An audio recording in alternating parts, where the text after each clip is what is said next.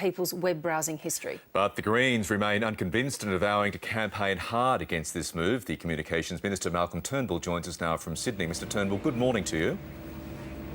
Good morning. I'm here at Bondi helping launch the Shop Small campaign, encouraging Australians to go out and support their small businesses in their community. And there are worse places to be on what looks like to be a fabulous Sydney morning. Now, Malcolm Turnbull... It's a fabulous day. Let's start by telling our viewers what information will be collected under this plan.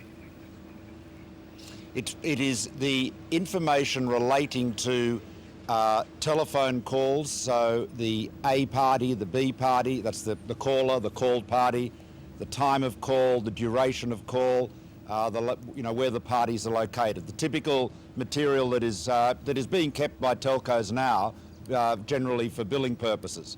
That has to be retained for 2 years.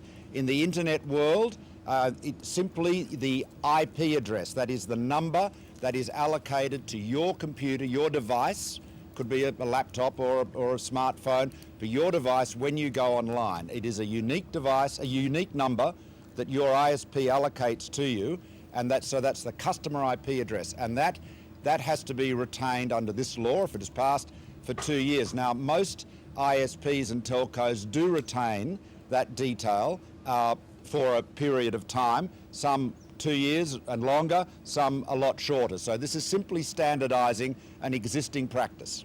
Now, there are lots of internet groups who are angry that this new proposed legislation could see those people who pirate movies targeted. Surely the government now has the powers to go after people who illegally download content. Well, the government's not going after people who infringe copyright online. That is a matter for the rights holders. Clearly, we do not support infringing copyright anywhere.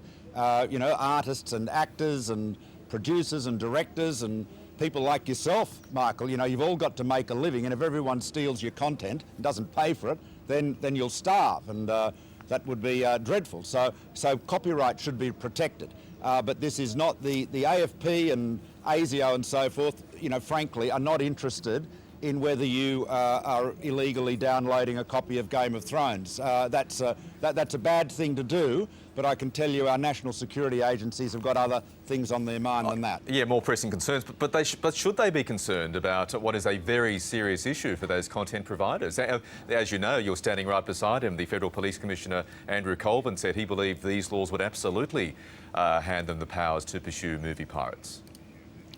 Well, I don't think he wasn't. What he said was not well understood. Let me just explain. Let me explain to you precisely where it is relevant. When people download pirated material, often they will do it from a pirate site. Like, well, I won't name them, but many people would know what they are. But very often and this is irrelevant to that. Very often, however, they will share those files using a protocol like BitTorrent, and so in that BitTorrent swarm, their IP address will be identified. So there'll be hundreds of IP addresses, all sharing a bit of a piece, I should say, of a pirated movie, for example. What the rights owners do is they get into that torrent swarm and they identify the IP addresses that are sharing this illegal content. And then they go to the ISPs and they say, okay, number 1, 2, 3, 4, etc., tell us who the account holder of that was.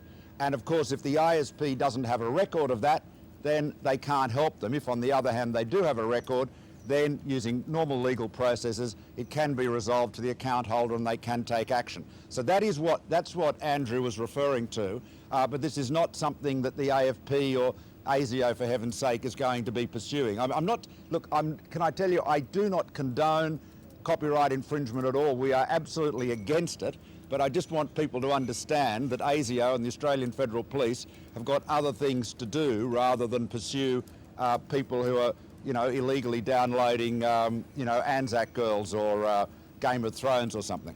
Now, the telcos say it's going to cost them a lot of money to capture and keep this information for 2 years. The government says it'll make a substantial contribution to help them do that.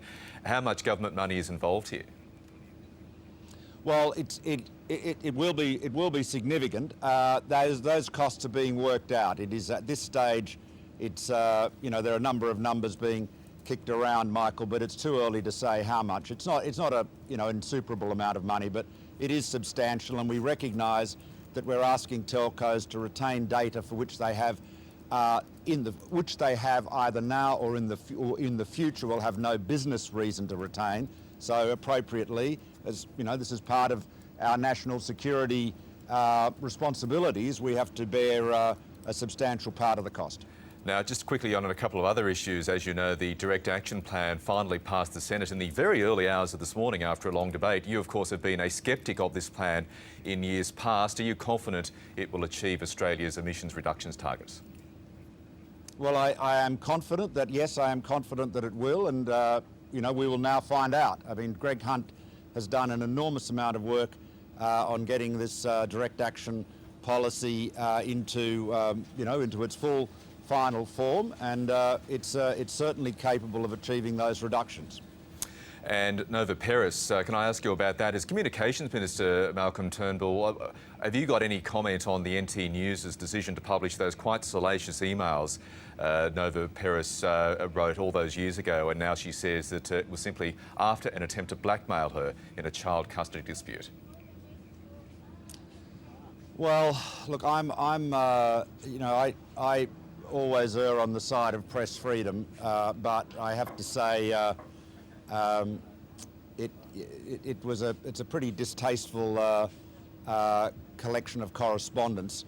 I think it's clearly, you know, journalists and editors have got to exercise a degree of discretion. I wonder whether it mightn't have been better to perhaps be more discriminating in what material was made public there. But look, this is a legal issue, as the Senator said. It sounds like the NT News has got themselves in the middle of a private legal dispute. So perhaps I'll just leave it there.